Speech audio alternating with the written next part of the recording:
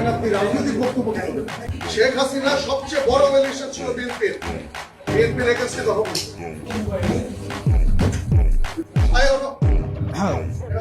চাঁদাবাজ এর বিরুদ্ধে সবসময় আমাদের কথা বলতে হবে।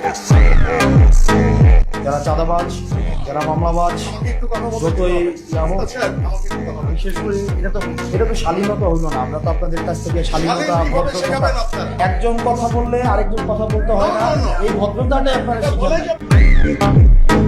গণতন্ত্র মানে এটা না যে সবসময় শুধুমাত্র আপনার প্রিয় কথা আপনার সামনে বলা হবে, আপনার প্রিয় মানুষের সবসময় স্তুতি গাওয়া হবে, এটা জুলাই না।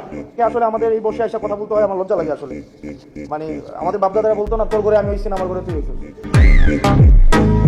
আমাকে আপনি প্রশ্ন করবেন, আপনি যতক্ষণ পর্যন্ত প্রশ্ন অব্যাহত থাকবে ততক্ষণ পর্যন্ত আপনি রাইট রেখে থাকবেন। আর যখনই আপনার প্রশ্নের পরিবর্তে শুধুমাত্র স্তুতি গাওয়া হবে, জবাবদিহিতার পরিবর্তে স্বেচ্ছাচারিতা অব্যাহত থাকবে, তখন প্রত্যেকটা মানুষ হাসিনা হবে।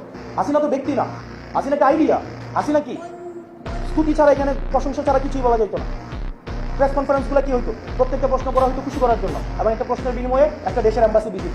আপনি রাজনীতির ঊর্ধ্বে কি? আপনাদের ডিজি যখন বসাইছে আমি দেখছি না, যে অফিস করতে দিচ্ছেন আপনারা দেন নাই, তখন রাজনীতিতে আপনারা ডিল করছেন। কোন জিনিসটা রাজনীতির ঊর্ধ্বে? হসপিটালগুলো অধপতন কেন? টেন্ডার বাণিজ্য হয় না, আপনি অস্বীকার করতে পারবেন। আমি আসনাদ আব্দুল্লাহ সাক্ষী, আপনাদের কোনো স্বাস্থ্য সেবার আমি 6টা মাস আমি ক্লোজলি ডিল করেছি। আপনাদের পোস্টিং প্রমোশন এগুলো রাজনৈতিকভাবে ডিল করা হয় না? আপনি বলতে পারবেন।